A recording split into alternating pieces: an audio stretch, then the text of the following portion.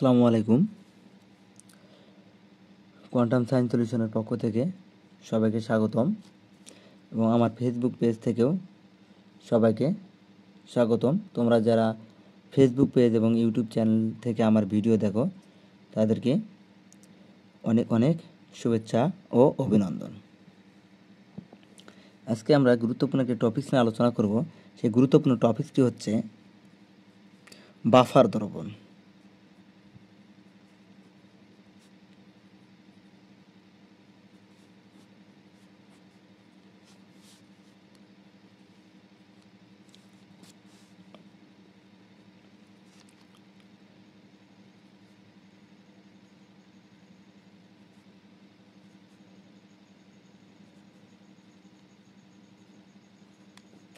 অর্থাৎ যারা এসএসসি 2025 এবং 2026 তাদের সবারই জন্য এই টপিকসটা খুবই গুরুত্বপূর্ণ।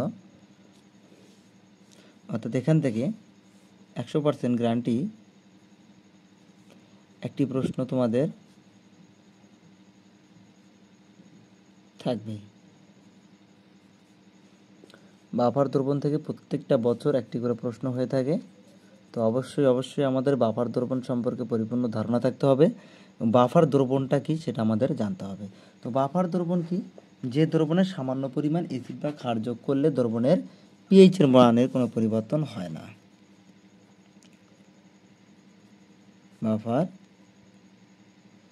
দ্রবণ যে দ্রবণে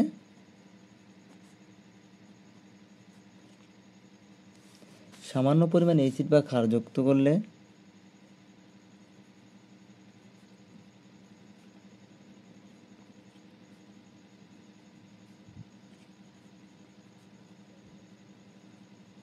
অ্যাসিড বা ক্ষার যোগ করলে দ্রবণের পিএইচের মানের কোনো পরিবর্তন হয় না।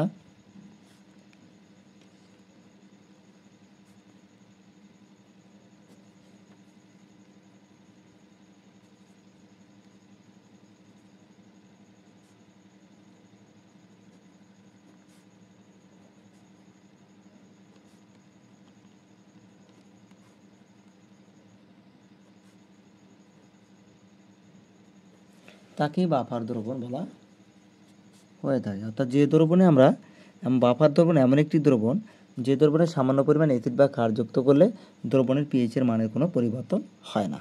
তাহলে এই বাফার দ্রবণ হচ্ছে দুই প্রকার। বাফার দ্রবণ দুই প্রকার, একটা হচ্ছে অম্লীয় বাফার,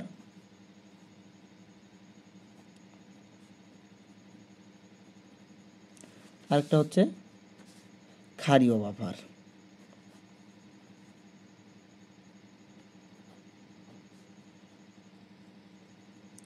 ক্ষারীয় বাফার। অম্লীয় বাফারটা কি? যে অম্লীয় বাফার হচ্ছে দুর্বল অম্ল এবং ওই অম্লেরই ক্ষার লাগবে বা ওই অম্লের লবণ। দুর্বল অ্যাসিড প্লাস ওই অ্যাসিডের একটি লবণ। দুর্বল অ্যাসিড এবং একটা তীব্র ক্ষারের বিক্রিয়ায় যে লবণ উৎপন্ন হবে সেই লবণ। তীব্র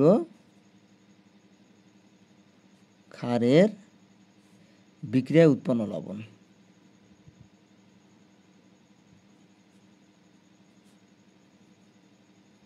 উৎপন্ন লবণ। ক্ষারীয় বাফার হচ্ছে দুর্বল ক্ষার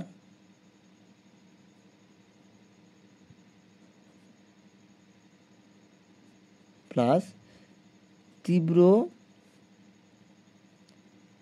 অ্যাসিডের বিক্রিয়ায় উৎপন্ন লবণ।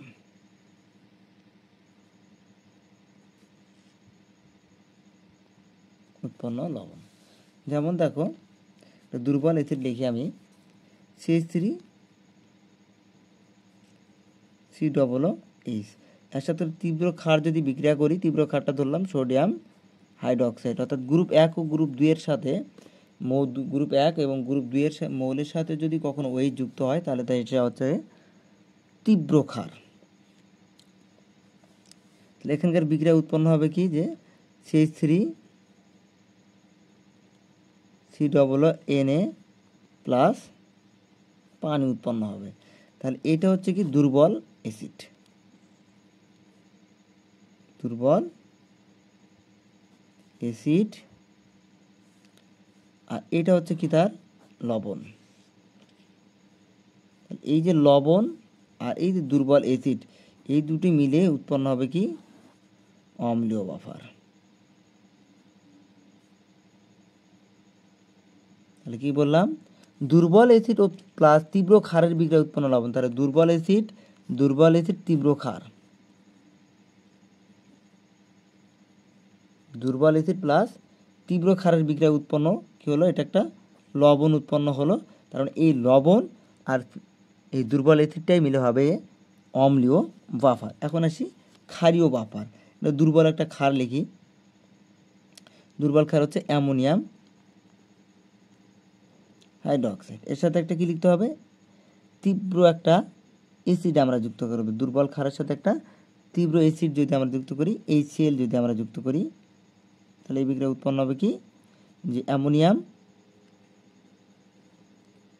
ক্লোরাইড প্লাস পানি। এটা হচ্ছে কি লবণ, আর এটা কি মৃদু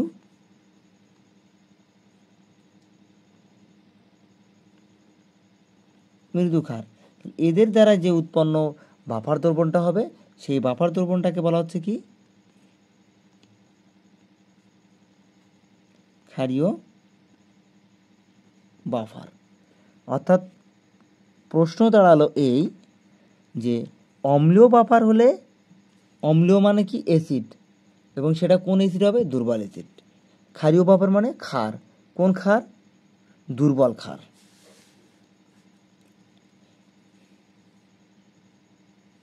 বাফার দ্রবণের অর্থ আসলো যে তাদের সাথে কি থাকবে, দুর্বল অ্যাসিড বা দুর্বল ক্ষারের যে কোনো একটি থাকতে পারে। অর্থাৎ হয় দুর্বল অম্ল লাগবে, নাহলে দুর্বল ক্ষার লাগবে, তাহলেই বাফার দ্রবণ তৈরি হবে। তাহলে অম্লীয় বাফারের জন্য প্রয়োজন একটা দুর্বল অ্যাসিড, এবং ওই অ্যাসিডে দেখো যে অ্যাসিড, সেই অ্যাসিডেরই কিন্তু লবণ, যে ক্ষার ওই ক্ষারেরই লবণ। দেখো অ্যামোনিয়াম ক্লোরাইড, অ্যামোনিয়াম হাইড্রোক্সাইড, একই জিনিস। এই দুইটা হচ্ছে আমাদের কি অম্লীয় বাফার বা ক্ষারীয় বাফার। প্রশ্ন হচ্ছে বাফার দ্রবণের ক্রিয়া কৌশল। তাহলে প্রশ্ন হচ্ছে যে বাফার দ্রবণে সামান্য পরিমাণে অম্ল বা অ্যাসিড যদি যোগ করি, বাফার দ্রবণে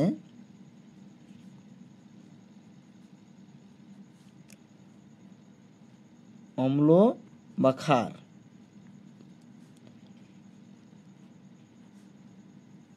যোগ করলে, অম্ল মানে অম্ল যখন যোগ করব তার মানে অ্যাসিড যোগ করবো, আর অ্যাসিডের কি যুক্ত হয়, H প্লাস।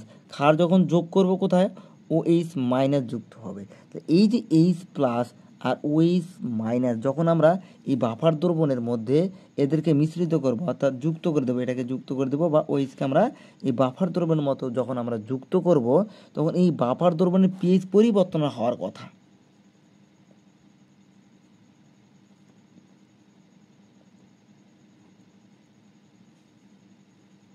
pH পরিবর্তন হওয়ার কথা, কিন্তু এই যে pH পরিবর্তনে একটা বাধা সৃষ্টি করে, কি সৃষ্টি করে, কিন্তু pH পরিবর্তনে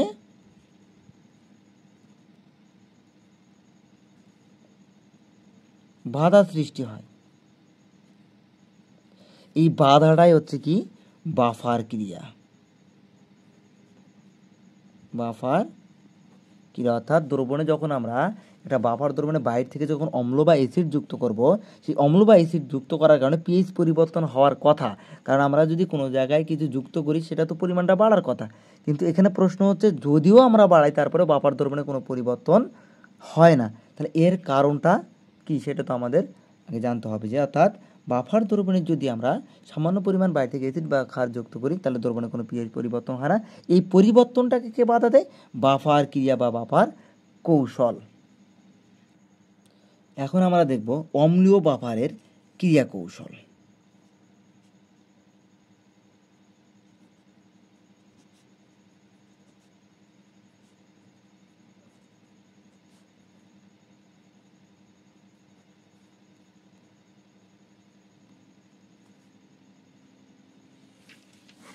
অর্থাৎ একটা দুর্বল অম্ল এবং ক্ষার মিলে কি হয়, একটা অম্লীয় বাফার তৈরি হয়। তাহলে আমরা অম্লীয় বাফার প্রকাশ করার জন্য আমরা দুটা যৌগ নিব। একটা দুর্বল অ্যাসিড CH3COOH ও CH3COONA দ্বারা কি হবে, একটা অম্লীয়, কারণ এটা দুর্বল অ্যাসিড এবং ওই অ্যাসিডেরই ক্ষার দ্বারা একটি অম্লীয় বাফার দ্রবণ তৈরি হয়।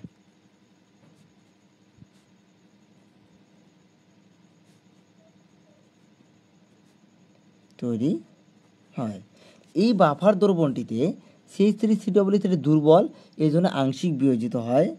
CH3COOH আংশিক আর CH3COONA সম্পূর্ণরূপে বিয়োজিত হবে।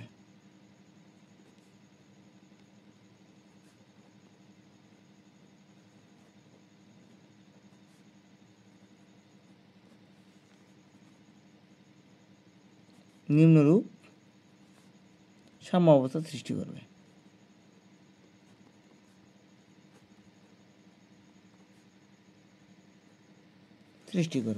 মানে যেহেতু বললাম CH3COO এটা হচ্ছে কি দুর্বল অ্যাসিড, তাহলে এটা আংশিক বিয়োজিত হবে, এই জন্য বহুমুখী তীর্যক ব্যবহার করব। CH3COO minus plus H plus CH3COONA এটা সম্পূর্ণরূপে বিভাজিত হবে, এই জন্যে একমুখী তীর্যক CH3COO মাইনাস NA। তাহলে এই অবস্থা সৃষ্টি হলো। এখন আমাদের বলতে যে যদি আমরা সামান্য পরিমাণ অ্যাসিড যোগ করি, কি করব, অল্প মাত্রা অ্যাসিড যোগ করলে, অ্যাসিড যোগ করার অর্থটা কি, H প্লাস যোগ করা। যদি সামান্য পরিমাণ অ্যাসিড, অর্থাৎ যদি সামান্য পরিমাণে অ্যাসিড, অর্থাৎ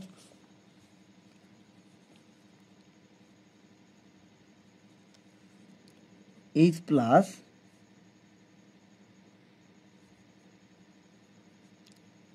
বাফার দ্রবণে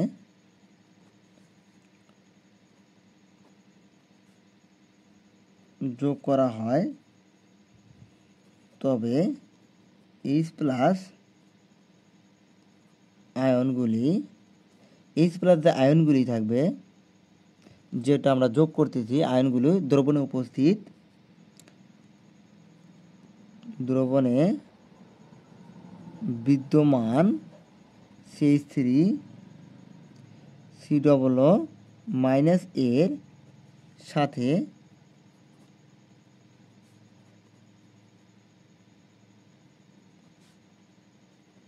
বিক্রিয়া করে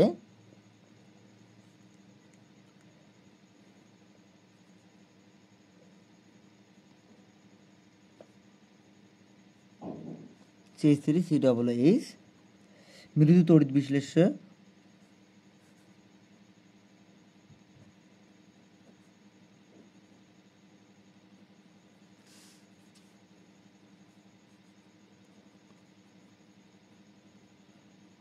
অণু তৈরি উৎপন্ন করে।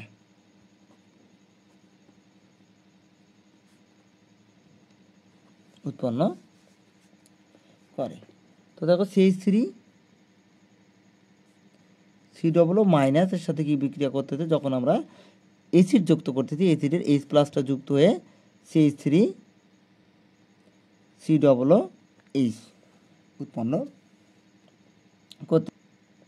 যেহেতু CH3COOH মৃদু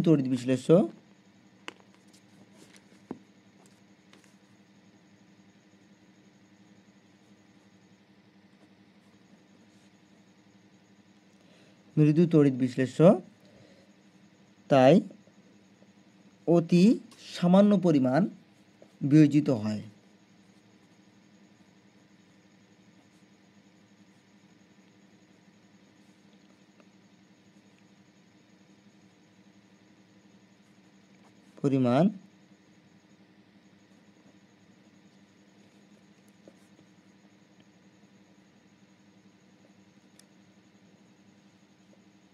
ফলে বাফার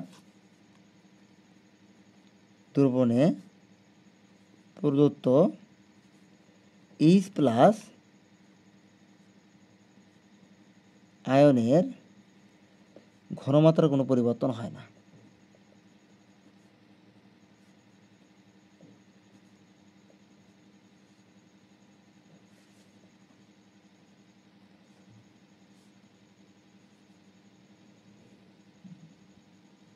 দ্রবণের পিএইচের পরিবর্তন হয় না। বলা হচ্ছে যদি বাইরে থেকে সামান্য পরিমাণ কী দেওয়া হয়, বাইরে থেকে সামান্য পরিমাণ যদি আমরা অ্যাসিড বা ক্ষার যুক্ত করি, যদি সামান্য পরিমাণ অ্যাসিড যুক্ত করি তাহলে অ্যাসিডে কী পাবো? H+ আয়ন পাবো। এই H+ আয়নগুলি দ্রবণে বিদ্যমান কী আছে? অবিয়োজিত একটা আংশিক যে বিয়োজিত হয় CH3COOH, যেখানে বিক্রিয়ার মধ্যে আংশিক যে বিয়োজিত হয় সেটা কী হবে? এর সাথে বিক্রিয়া করবে। কে বিক্রিয়া করবে? H+ বিক্রিয়া করে কী উৎপন্ন হবে? মৃদু তড়িৎ বিশ্লেষ্য, আবার যে পূর্বের অবস্থা ছিল সেই অবস্থা তৈরি করবে। যেহেতু CH3COOH মৃদু তড়িৎ বিশ্লেষ্য, তাই অতি সামান্য পরিমাণ বিয়োজিত হয়। এটা কি সামান্য? অল্প একটু সামান্য পরিমাণ বিয়োজিত হয়। ফলে বাফার দ্রবণে প্রদত্ত, বাফার দ্রবণে আমরা কী দিলাম? যেটা আমরা H+ প্রদান করলাম, সেই আয়নের ঘনমাত্রার কোনো পরিবর্তন হয় না। অর্থাৎ দ্রবণে পিএইচের মান কী থাকে?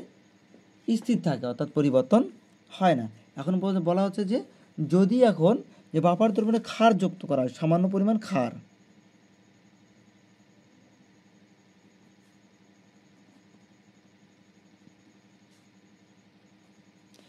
যুক্ত করলে,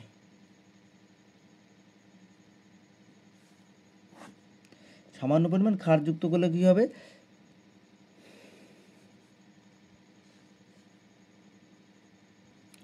সামান্য পরিমাণ ক্ষার অর্থাৎ OH- আয়ন ওই বাফার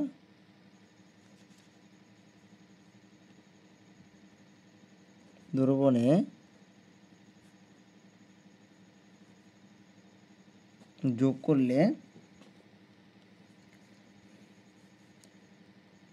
প্রদত্ত OH- আয়ন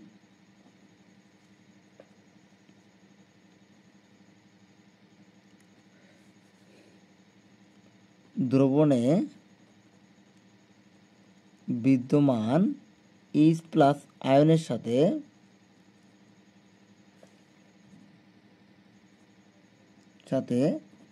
বিক্রিয়া করে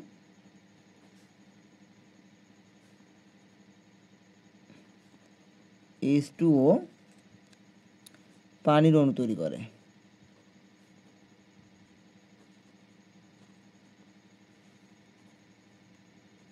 পানির অণু সৃষ্টি করে।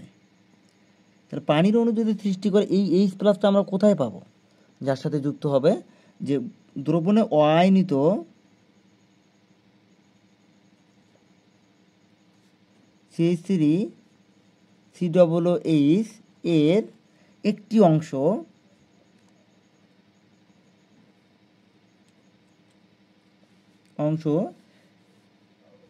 আয়নিত হয়ে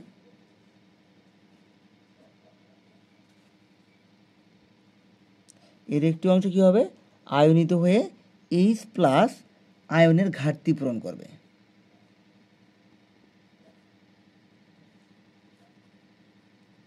প্রদান করে দ্রবণে পিএইচ এর পরিবর্তন হয় না।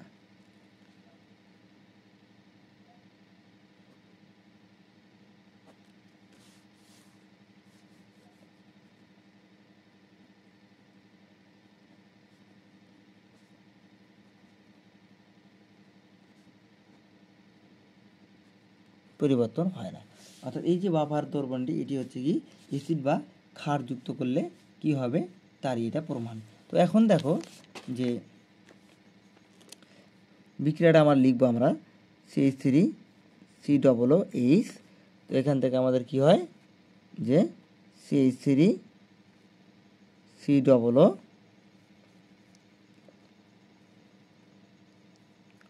মাইনাস প্লাস H প্লাস, আবার আরেকটা কী থাকে CH3COO এনে সম্পূর্ণভাবে বিয়োজিত হয় CH3COO মাইনাস প্লাস Na।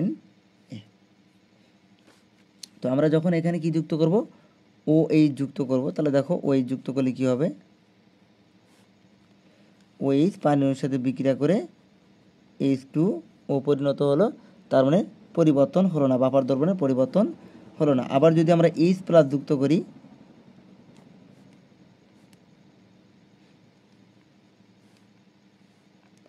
এর সাথে বিক্রিয়া করে কি হবে CH3COOH CH3COOH, তার মানে কি হলো যে বাফার দ্রবণের কোনো পরিবর্তন এই যাত্রায় হলো না। এটা হচ্ছে কি অম্লীয় বাফারের ক্রিয়া কৌশল। অর্থাৎ অম্লীয় বাফারের বাইরে থেকে যদি আমরা কিছু প্রয়োগ করি তাহলে সেক্ষেত্রে কোনো পরিবর্তন হবে না। এখন আসি ক্ষারীয় বাফারের ক্রিয়া কৌশল।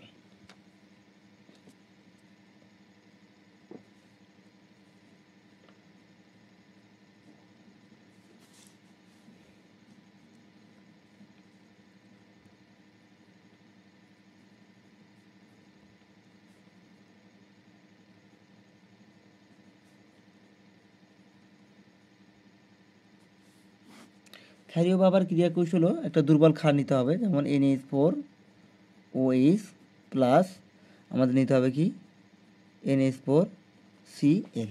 তাহলে এই দুটো হচ্ছে কি আমাদের ক্ষারীয় বাফার। তাহলে অ্যামোনিয়াম OH আংশিক বিয়োজিত হবে, কী হবে আংশিক বিয়োজিত হবে NH4 প্লাস OH মাইনাস, আর অ্যামোনিয়াম ক্লোরাইড এটা হবে কি সম্পূর্ণ বিয়োজিত হয় অ্যামোনিয়াম প্লাস Cl মাইনাস। অর্থাৎ এটা হচ্ছে আমাদের কি ক্ষারীয় বাফার। এটা আংশিক বিয়োজিত হলো, আংশিক, এটা সম্পূর্ণ, আংশিক বিয়োজিত সম্পূর্ণ বিয়োজিত হলো। এখন যদি আমরা অ্যাসিড যুক্ত করি, অর্থাৎ H প্লাস যুক্ত করা কি অ্যাসিড যোগ করি, অ্যাসিড যোগ, তার মানে H প্লাস যোগ, অ্যাসিড বা H প্লাস যোগ। তাহলে দ্রবণে যদি সামান্য পরিমাণে অ্যাসিড যুক্ত করি, দ্রবণে সামান্য পরিমাণ H প্লাস যোগ করলে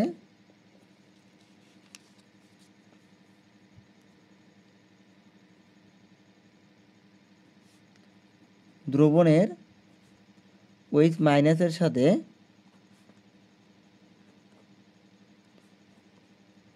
বিক্রিয়া করে H2O পানির অণু সৃষ্টি করে।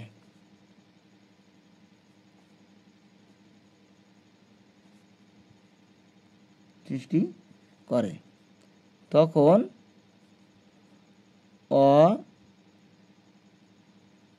আয়নিত NH4OH এর একটি অংশ কি হয় সামান্য বিয়োজিত হয়, সামান্য বিয়োজিত হয়ে OH মাইনাস আয়ন প্রদান করে,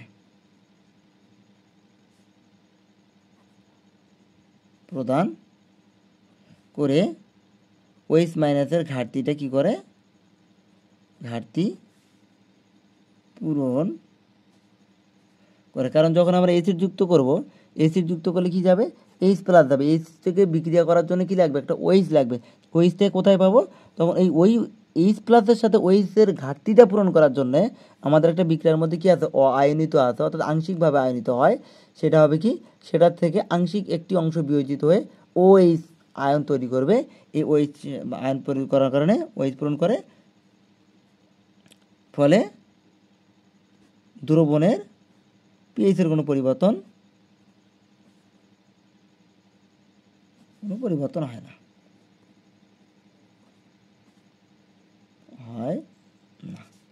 যেমন H প্লাস OH মাইনাস উৎপন্ন হলো কি, পানি। কারণ ক্ষার যদি আমরা যুক্ত করি, ক্ষার যোগ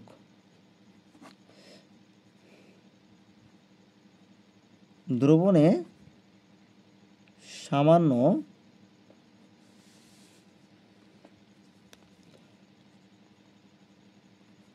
পরিমাণ ক্ষার অর্থাৎ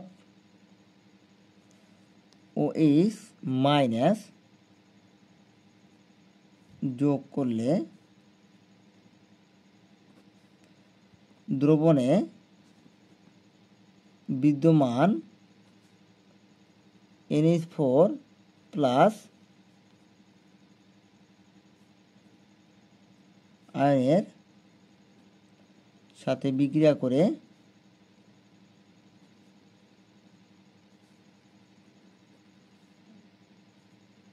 OH মৃদু ক্ষারে পরিণত হয়। ফলে দ্রবণের পিএইচের মানের কোনো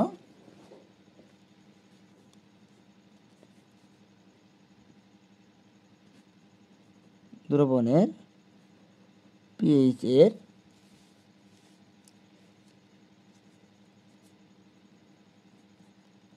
মানের কোনো পরিবর্তন হয়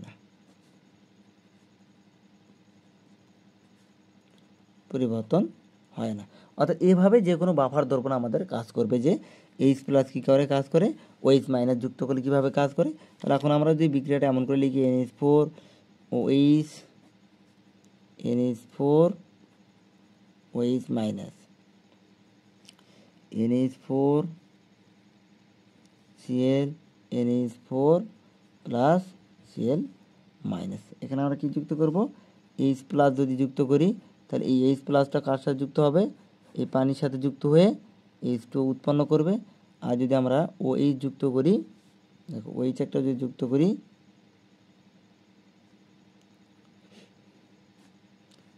অ্যামোনিয়ার সাথে যুক্ত হয়ে এটা কি উৎপন্ন করবে, NH4 Cl আয়নিত অবস্থায় তৈরি করবে। এটা হচ্ছে কি ক্ষারীয় বাফার দ্রবণের ক্রিয়া কৌশল। অর্থাৎ এভাবে তোমরা যদি লেখো তাহলে অবশ্যই তোমরা 4-এ 4 পাবে। এবং আমার শীট তৈরি করা আছে, দেখো যে বাফার দ্রবণের শীটটা কি, অবশ্যই তোমরা এখান থেকে এটাও লিখতে পারো যে বাফার দ্রবণের ক্রিয়া কৌশল। এখানে আমার শীটে সম্পূর্ণ লেখা আছে, আমার নিজস্ব তৈরি করা শীট। এখানে আমার ক্ষারীয় বাফার, অম্লীয় বাফার এবং অম্লীয় বাফার কীভাবে কাজ করে, ক্ষারীয় বাফার কীভাবে কাজ করে, সম্পূর্ণটা এখানে দেওয়া আছে, তোমরা দেখে নিতে পারো। আবার এখানে বাকি অংশটুকু, এবং এখানে যে প্রয়োজনীয় সূত্র, এই বাফার দ্রবণ থেকে যে প্রশ্নগুলো করতে হবে অ্যান্সার, সেই প্রশ্নগুলোর জন্য আমাদের এখানে প্রশ্নের সমাধান করার জন্য সূত্র দেওয়া আছে। এই সূত্রগুলো দিয়ে আমাদের অবশ্যই অঙ্ক করতে হবে।